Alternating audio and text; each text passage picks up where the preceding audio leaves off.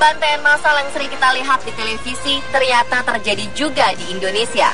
Sejak zaman penjajahan, tersebar beberapa lokasi pembantaian massal yang dilakukan oleh para penjajah maupun para pemberontak di negara ini. Bagaimana keadaan lokasi itu kini? Inilah 7 lokasi pembantaian massal di Indonesia versi on the spot.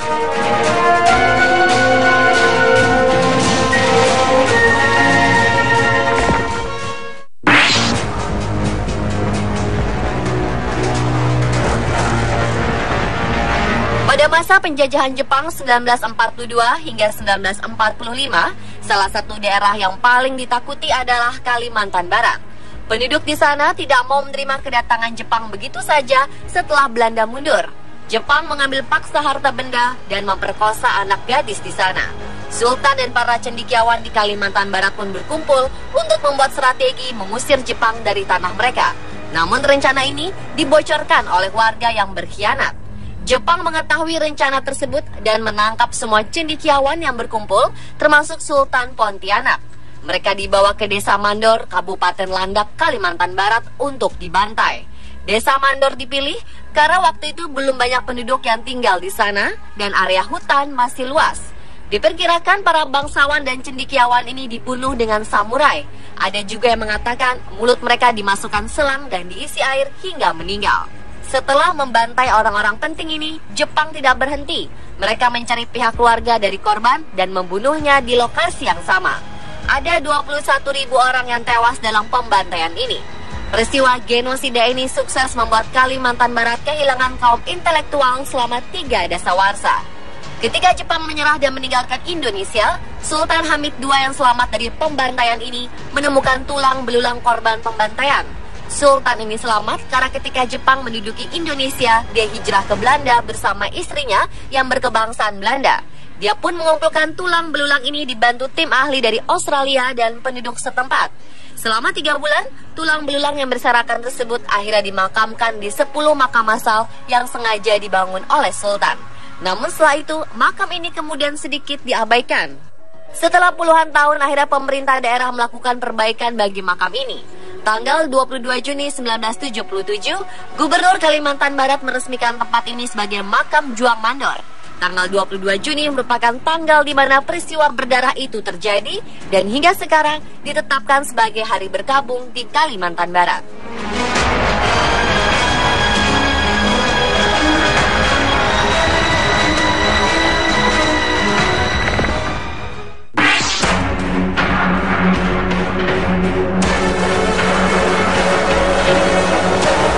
Tidak kalah kejam dengan Jepang, tentara Belanda juga melakukan pembantaian massal di berbagai tempat.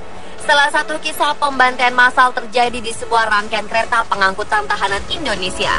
Meski sudah dinyatakan merdeka, Belanda tidak mau begitu saja menyerahkan kekuasaannya dan melancarkan serangan di berbagai negara. Pada 22 Februari 1947, Belanda berhasil menduduki Bondowoso dan berkuasa di sana. Para pejuang tidak mau tinggal diam dan melakukan perlawanan. Beberapa pejuang ini ditangkap oleh Belanda. Ada sekelompok pejuang yang tiba-tiba disergap oleh Belanda ketika mereka sedang bergerilya. Mereka ditahan di penjara Bondowoso. Tanggal 23 November 1947, tentara Belanda berencana memindahkan 100 orang tahanan tersebut ke penjara Bubutan di Surabaya. Mereka dimasukkan ke dalam gerbong kereta yang seharusnya untuk mengangkut barang. Ada 3 gerbong pada kereta tersebut. 24 orang masuk gerbong pertama yang bernomor GR7569, 30 orang ke gerbong kedua yang bernomor GR4416, sisanya masuk ke gerbong terakhir yang bernomor GR10152. Selama 16 jam, para tahanan ini harus berjuang mempertahankan hidup tanpa diberi makanan atau minuman dan udara yang cukup. Rakyat yang ada di luar kereta saat melintas pun dilarang mendekati gerbong. Beberapa kali tahanan tersebut berteriak minta minum dan udara, tapi tidak digubris. Akhirnya, ketika tiba di stasiun Wonokromo, kereta berhenti. Dan setelah didata, 46 orang tahanan meninggal karena kekurangan minum dan makanan, sisanya sakit parah dan lemas. Salah satu tahanan mengaku bahwa mereka terpaksa minum air seni dan keringat sendiri untuk bertahan hidup. Gerbong ini sekarang berada di Museum Brawijaya, sedangkan di Bondowoso dibangun monumen gerbong maut untuk memperingati insiden berdarah ini.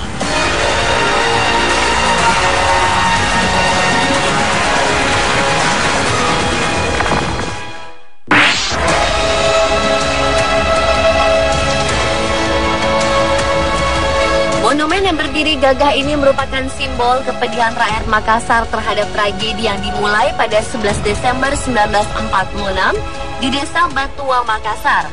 Pada waktu itu, Belanda masih belum menerima kedaulatan Indonesia sebagai sebuah negara yang merdeka. Tentara Belanda masih menekan rakyat di berbagai daerah, salah satunya rakyat Makassar. Di lapangan Desa Batua, tentara Belanda memaksa rakyat menggali sebuah lubang besar. Rakyat tidak mengetahui bahwa lubang yang mereka gali itu nantinya menjadi sebuah kuburan massal bagi penduduk Makassar. Sebanyak 3.000 orang yang dinilai pemberontak dan pejuang ditangkap dan dikumpulkan di lapangan itu. Secara bergantian, mereka diminta duduk berjejer, mengelilingi tepi lubang itu, dan ditembak oleh Belanda. Korban yang tertembak akan segera jatuh ke lubang, sehingga tentara Belanda tidak perlu capek menguburkan mereka satu persatu. Tidak hanya para pemimpin dan pejuang saja yang dibantai. Setelah pembunuhan sadis tersebut, tentara Belanda semakin kehilangan akal. Mereka mendobrak pintu-pintu rumah rakyat dan menembaki siapa saja yang terlihat mencurigakan. Dalam waktu 3 bulan, ada 40.000 jiwa yang tewas. Komandan tentara Belanda yang bertanggung jawab atas pembunuhan massal ini bernama Raymond Paul Pierre Westerling. Karena peristiwa tersebut, pembantaian keji ini dinamakan pembantaian Westerling. Tanggal 11 Desember menjadi hari berkabung di Makassar untuk memperingati peristiwa pembantaian tersebut.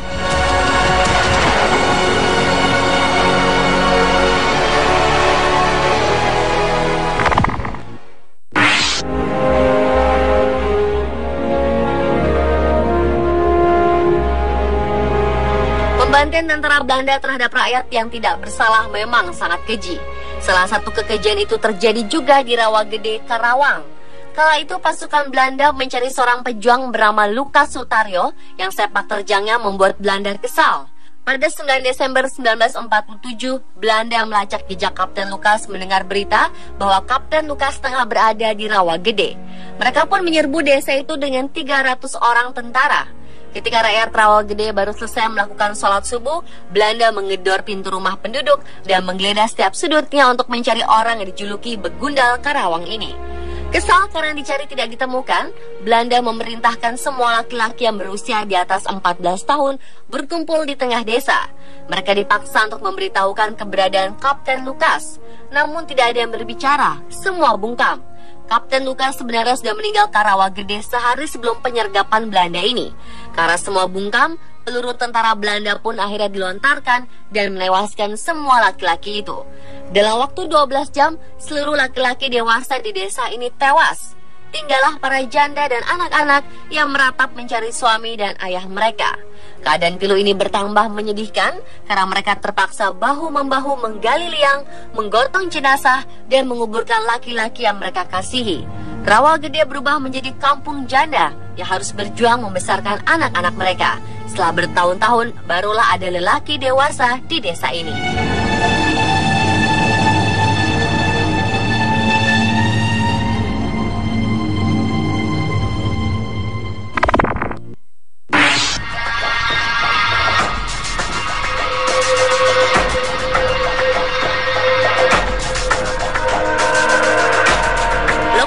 Selanjutnya merupakan saksi kekejaman bangsa kita sendiri. Monumen Kresek di Desa Kresek, Madiun adalah lokasi sekaligus saksi pembantaian PKI di tahun 1948. Titik tempat Monumen Kresek berdiri dulunya adalah sebuah rumah yang dijadikan PKI sebagai ajang pembantaian warga sekitar. Warga-warga dikurung di dalam rumah, kemudian rumah dibakar bersama warga yang ada di dalamnya. Patung dan relief yang ada di area monumen itu menggambarkan kronologis kejadian pembantaian yang dilakukan oleh PKI. Tidak hanya warga, beberapa anggota tentara juga ikut menjadi korban dalam pembantaian massal ini. Ada sebuah sumur di area ini yang menjadi makam bagi para korban pembantaian di sini. Di dekatnya diukir nama-nama tentara dan para pamong desa yang dibantai. Salah satu prajurit TNI yang gugur dalam pembantaian itu adalah Kolonel Marhadi. Namanya lalu diabadikan menjadi salah satu nama jalan di kota Madiun.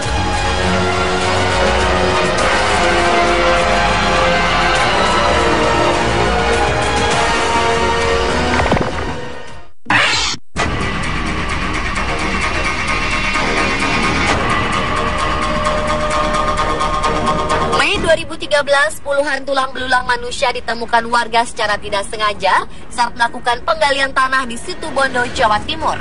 Saat ditemukan salah satu tulang bergelang besar dan bercincin yang diduga perhiasan milik korban. Warga pun meyakini tulang yang berserakan terpendam sedalam 50 cm itu merupakan tulang manusia. Karena lokasi penggalian tanah untuk pasir dan batu ini konon merupakan tempat pembantaian massal puluhan tahun silam. Tak hanya menemukan tulang belulang manusia ini, namun warga juga menemukan adanya perhiasan seperti gelang yang melingkar di salah satu tulang lengan. Mereka juga menemukan sebuah cincin yang terlilit di tengkorak jari. Sayang, kondisi tulang banyak yang hancur karena terkena cangkulan. Cincin dan gelang yang ditemukan diduga warga perhiasan emas milik korban sehingga langsung diamankan warga. Sementara dari temuan ini terlihat jelas beragam jenis tulang berserap, mulai tulang pinggul, tulang paha, tulang iga, hingga gigi. Tulang belulang manusia ini pertama kali ditemukan Bu Nasroh, seorang pekerja galian.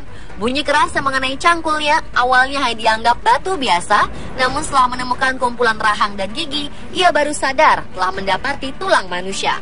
Warga pun yakin jika tulang yang diduga dua kerangka itu manusia.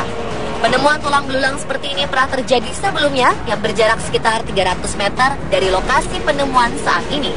Warga dulu yang takut menggali penemuan pertama pun mencoba pindah di lokasi baru ini. Namun setelah menggali seluas 15 meter, kumpulan tulang terserap di kedalaman 50 hingga 100 cm dari permukaan tanah. Warga pun meyakini bahwa tulang tersebut merupakan manusia korban pembantaian massal puluhan tahun silam. Namun hingga kini belum ada pihak berwajib yang melakukan pengecekan terhadap penemuan tulang ini. Diduga di dalam tanah yang menggunung ini masih banyak terdapat tulang-tulang yang terpendam.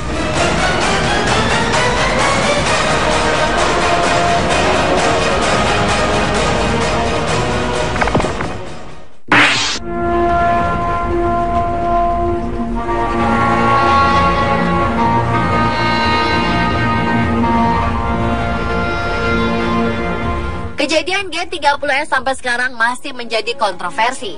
Apapun kebenarannya, korban massal terjadi di seluruh Indonesia, baik dari anggota PKI sendiri maupun di luar PKI. Setelah peristiwa pembunuhan jenderal di Jakarta, anggota PKI pun mengalami tekanan dari berbagai pihak. Terjadi penangkapan besar-besaran terhadap anggota partai beraliran komunis ini. Beberapa kuburan massal pun ditemukan. 2 lubang ditemukan di kawasan Hutan Plumbon, Mangkang, Semarang, Jawa Tengah. Berada di belantara Hutan Plumbon, Kelurahan Wonosari, Kecamatan Mangkang, Semarang, Jawa Tengah, jejak kuburan massal penumpasan Partai Komunis Indonesia muncul kembali. Dengan menyisiri kawasan hutan, sekelompok penggiat hak asasi manusia menemukan petilasan sumur yang diduga menjadi kuburan massal anggota PKI. Petilasan kuburan massal ini berbentuk tanah rata di tengah hutan dan dirindangi 2 pohon. Salah satu saksi pembantaian ini menceritakan bahwa kuburan massal ini awalnya berbentuk 3 lubang sumur dengan diameter 2 meter dan kedalaman 1,5 meter. Namun ketika itu yang digunakan untuk kuburan hanyalah 2 lubang. Sebelumnya anggota PKI dieksekusi dengan cara ditembak, mata ditutup plastik, dan tangan terikat. Dikabarkan jumlah jasad anggota PKI yang ada di sumur Hutan Plumbon berjumlah 24 orang dan salah satunya wanita.